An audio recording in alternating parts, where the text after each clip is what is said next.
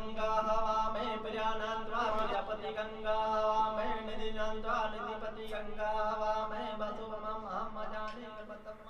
एक लंबा दौर गुजर चुका है शिक्षक बनने की कोशिश में। शिक्षक बनेंगे क्योंकि शिक्षक ही बनेंगे, तो हमें शिक्षक ही बनना है। वैसे अगर ये शिक्षक बने भी तो वैसे शिक्षक होंगे जिन्हें बिहार में द्वितीय दर्जे का शिक्षक माना जाता है। 36 की उम्र को छू चुके 2 बच्चों के पिता जितेंद्र कुमार ने इसके लिए कम जद्दोजहद नहीं की।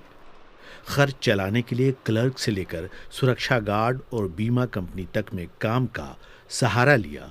फिर भी बीएड के अलावा हमने और भी केंद्रीय पात्रता परीक्षा जो होता है जिसको सीटेट के नाम से जानते हैं, इसके अलावा अन्य राज्यों जैसे Jharkhand TET, Rajasthan TET, MP TET हमने पास किया है। हमारा जो चलता है कुछ पूजा पाठ आ गया, कुछ होम ट्यूशन या, लेकिन इसी पैसा को जो है देखिए इवन कि हम चाय भी नहीं पीते हैं, इस तरह का भी कोई मतलब आदत नहीं है। शिक्षक बनने का सपना पालने वाले वो अकेले नहीं। और आज भी हमको सुनना पड़ता है कि अरे कितना साल से लगा हुआ, अरे तुम कब कर रहा था टीचर। तो इस तरह से है ना उपहास का पात्र है, लेकिन मैं इसकी फिक्र नहीं करता।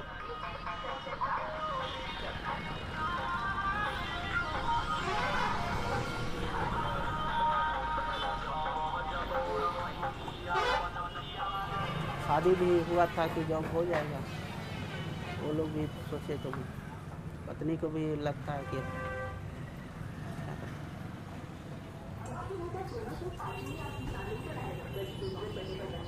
जिसको मेरे जैसे आदमी से विवाह हुआ है वो अच्छी है, वो फिजिकली हैंडीकैप नहीं है।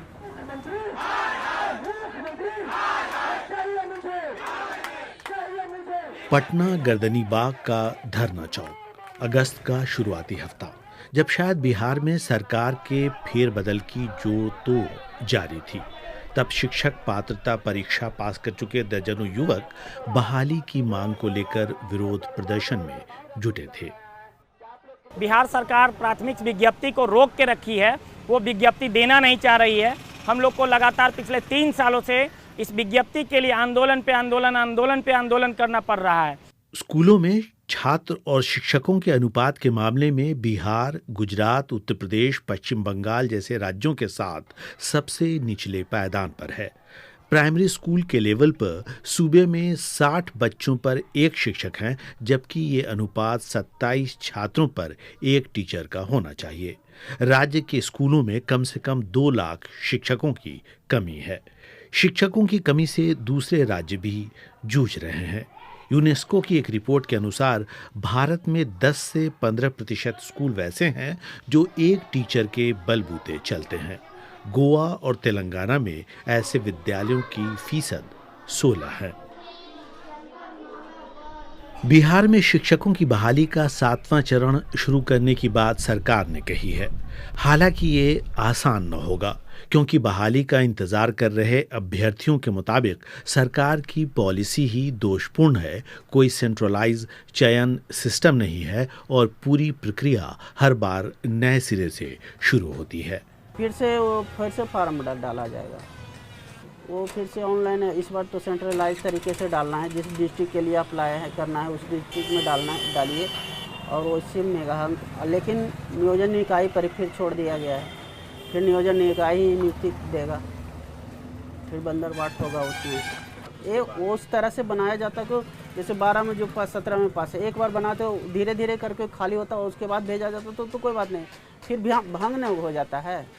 अब 6ठा चरण भंग हो गया, अब निकल जाएगा 7वां चरण, तो 7वां चरण में फिर से आप नया फार्म भरिए। अंजनेया शानू पटना हाई कोर्ट में वकालत करते हैं।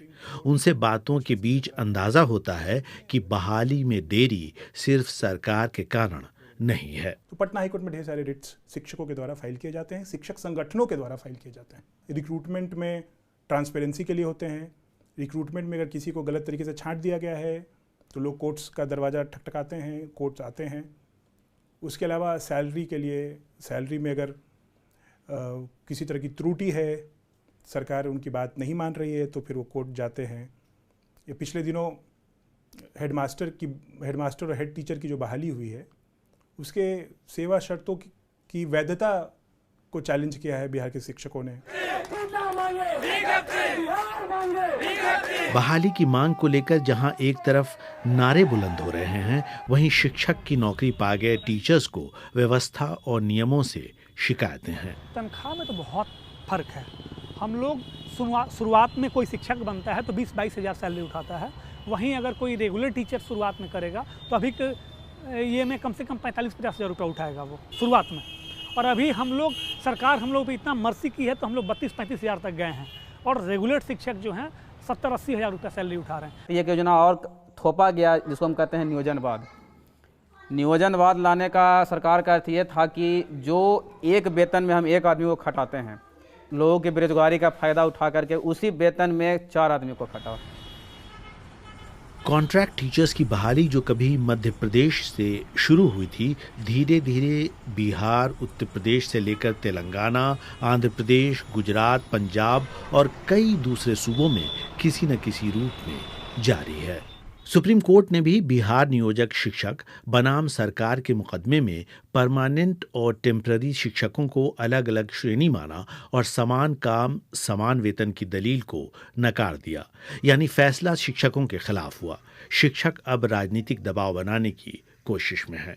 लेकिन तेजस्वी जी ने अपने घोषणा पत्र में प्रमुखता से टॉप 5 में हम लोगों को रखा है, तो उम्मीद है कि उनकी सरकार बनी है वो हमारे साथ बेहतर ट्रीट करेंगे और हमें हमारा राइट देंगे। अगर वो नहीं देते हैं तो हमारे लिए सारे लोग बराबर हैं। दबाव, हड़ताल, प्रदर्शनों में दूसरे राजनीतिक रुख भी नजर आते हैं।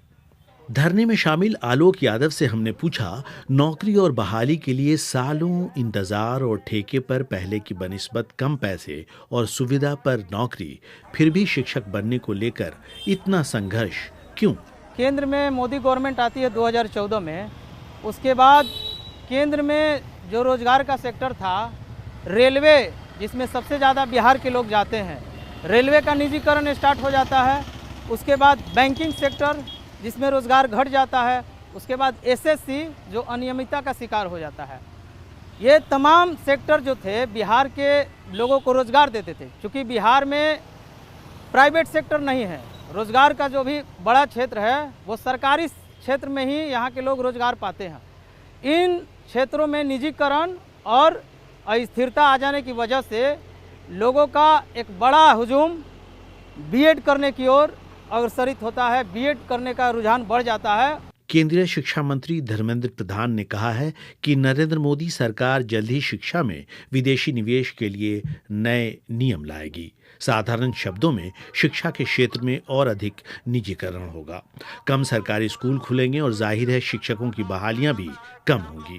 शिक्षक की नौकरी की मांग कर रहे व्यक्ति की पटना में पिटाई के बाद ये साफ हो गया है कि इस मामले में बिहार की नई सरकार से कितनी उम्मीदें रखी जा सकती हैं। फैसल मोहम्मद अली, BBC, पटना, बिहार।